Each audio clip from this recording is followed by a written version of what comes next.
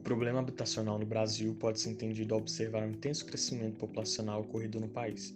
Com a busca cada vez maior por moradia e a ausência de alternativas habitacionais, as classes de baixa renda começaram a ocupar áreas periféricas e irregulares da cidade.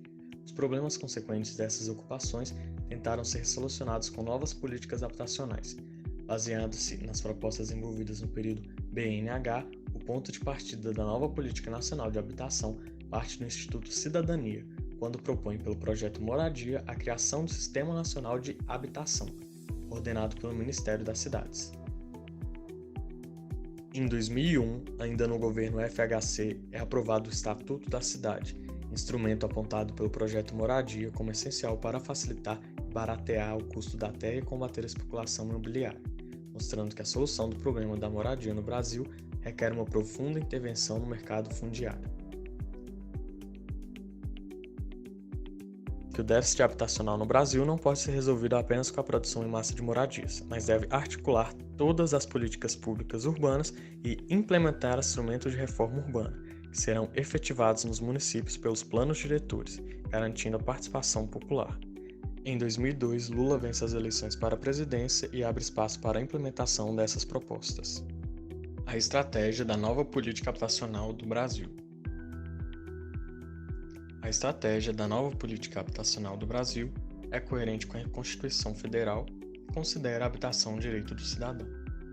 A Política Nacional de Habitação visa promover as condições de acesso à moradia digna a todos os segmentos da população, especialmente aos de baixa renda.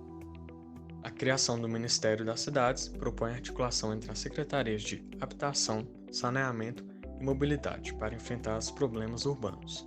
Foi instituído o Sistema Nacional de Habitação de Interesse Social, que visa implementar políticas que possibilitem o acesso à moradia para as classes de baixa renda. O Fundo Nacional de Habitação de Interesse Social tem o objetivo de centralizar e gerenciar os recursos orçamentários para os programas do SNHIS.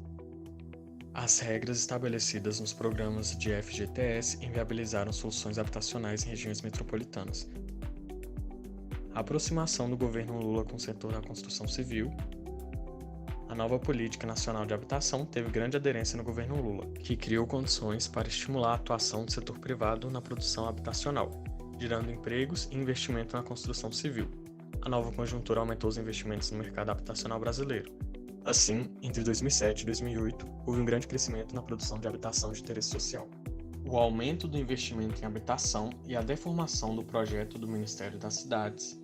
O Brasil passou por importantes processos no início dos anos 2000, como a criação do Ministério das Cidades em 2003, a substituição do ministro Olívio Dutra em 2005, a criação do Fundo Nacional de Habitação e Interesse Social em 2006, a implementação do Programa de Aceleração do Crescimento em 2007 e, finalmente, o Programa da Minha Casa Minha Vida em 2009. Mas para explicar com mais detalhes, vamos começar pelo Ministério das Cidades, Mudança e Ruptura Política. Criado em 2003, o Ministério estava sob o comando de Olívio Dutra. Entretanto, por causa do esquema do mensalão, Lula teve de substituir um ministro por outro do Partido Progressista, que levou à ruptura da política adotada pelo Ministério até então. Contudo, em meio à crise política, a economia cresceu muito. Nesse contexto, foi implementado em 2007 o PAC, que visava a infraestrutura, crédito e preservação das áreas ambientais. O PAC também trouxe impactos e repercussões positivas no setor da construção civil. Neste contexto, é criado o Plano Nacional de Habitação. O Planab surge como plano estratégico a longo prazo, com o objetivo de direcionar recursos para suprir as necessidades habitacionais e garantir moradia digna ao povo brasileiro. Um dos seus maiores avanços é considerar a diversidade do problema habitacional, enxergando de uma forma menos homogênea os problemas e pessoas envolvidas. Avaliou-se necessário produzir 34,9 milhões de unidades habitacionais, dos quais 7,9 milhões para sanar o déficit existente e 27 milhões para atender o crescimento demográfico até o ano de 2023. Para isso, são definidos 4 eixos estratégicos de atuação, que visam ampliar os recursos orçamentários, fortalecer os municípios, organizar o setor de construção civil e implementar a função do social da terra. Mas a crise de 2008 causa o fracasso do Planab e surgimento do programa Minha Casa Minha Vida, que se inicia como ação emergencial, anticíclica de apoio ao setor privado, mas assume um viés social de garantia de moradia às classes de baixa renda, tendo o Planab como eixo financeiro. com investimento de R$ 26 bilhões para as novas unidades, tendo como meta a construção de 1 milhão de unidades em 2 anos. Contudo, o programa abandona as diretrizes do Planab. Não é capaz de equacionar e sanar as necessidades habitacionais, não atende grande parcela das pessoas.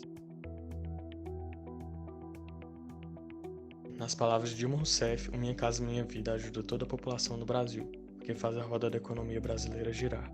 Dados de 2009 indicam que foram gerados novos postos de trabalho, houve um crescimento no número de empresas do ramo da construção civil e a renda familiar cresceu. Dados entre 2009 e 2019 mostram que o programa integrou 4,3 milhões de habitações, sendo sua maioria no Sudeste. A maioria das habitações entregues foram destinadas à população da faixa 1, com renda de até R$ 1.800 mensais, e a faixa 2, com renda de até R$ 4.000. As contratações de unidades na faixa 1 diminuíram drasticamente ao longo dos anos, até cessarem no fim de 2019.